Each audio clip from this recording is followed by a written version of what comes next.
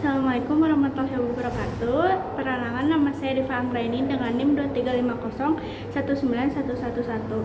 Saya akan mempresentasikan materi tentang spektrofotometri UV visible. Yang pertama ada prinsip dasar spektrofotometri UV visible. Didasarkan pada penyerapan cahaya oleh molekul pada panjang gelombang tertentu di daerah ultraviolet dengan rentang 200 sampai 400 nm, dan untuk visiblenya dengan rentang 400 sampai 800 nm. Ketika cahaya mengenai suatu zat, sebagian energi diserap sehingga menyebabkan transisi elektron dari tingkat energi dasar ke tingkat energi lebih tinggi. Besarnya penyerapan cahaya ini mengikuti hukum Lambert-Beer, yaitu absorbansi berbanding lurus dengan konsentrasi dan panjang lintasan cahaya. Selanjutnya, senyawa yang dapat dianalisis. Senyawa yang dapat dianalisis dengan spektrofotometri UV visible adalah yang memiliki kromofor dan ausokrom. Contohnya seperti senyawa organik dengan ikatan rangkap terkonjugasi, senyawa aromatik. Selanjutnya ada zat berwarna, vitamin, obat-obatan. Terus yang terakhir, ion logam kompleks. Selanjutnya, pengertian dari orbital sigma, pi, dan n. Yang pertama ada orbital sigma, terbentuk dari tumpang tindih langsung dua orbital atom, energi paling rendah dan paling kuat. Contohnya ikatan tunggal. Yang kedua ada orbital pi, terbentuk dari tumpang tindih samping orbital p, lebih lemah dari sigma.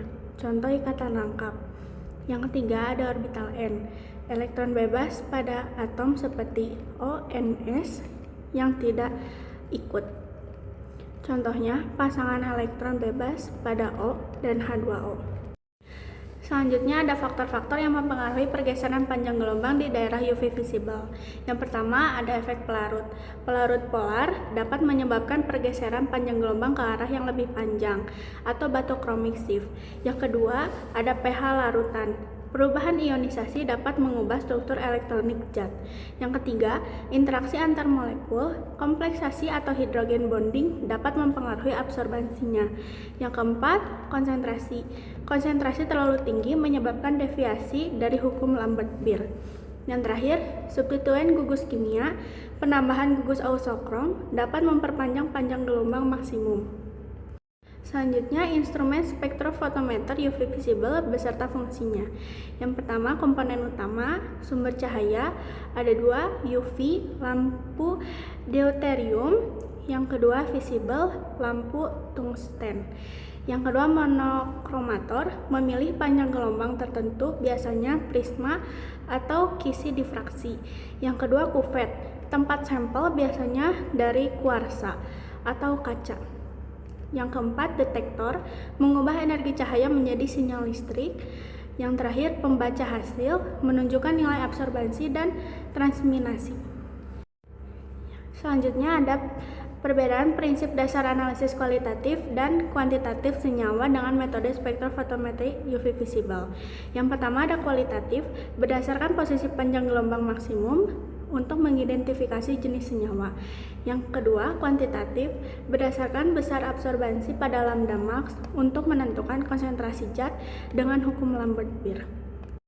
Yang terakhir, ada kelebihan dan kekurangan metode spektrofotometri UV visible. Yang pertama, ada kelebihan, sensitivitas tinggi dan cepat. Yang kedua, dapat digunakan untuk analisis kualitatif dan kuantitatif. Yang ketiga, non-destruktif. Yang keempat, alat relatif mudah dioperasikan. Kekurangannya, hanya untuk senyawa yang dapat menyerap sinar UV atau visible. Hasil dipengaruhi oleh pH, pelarut, dan konsentrasi. Tidak cocok untuk campuran kompleks tanpa pemisahan sebelumnya. Sekian presentasi saya. Mohon maaf bila ada kesalahan. Wassalamualaikum warahmatullahi wabarakatuh.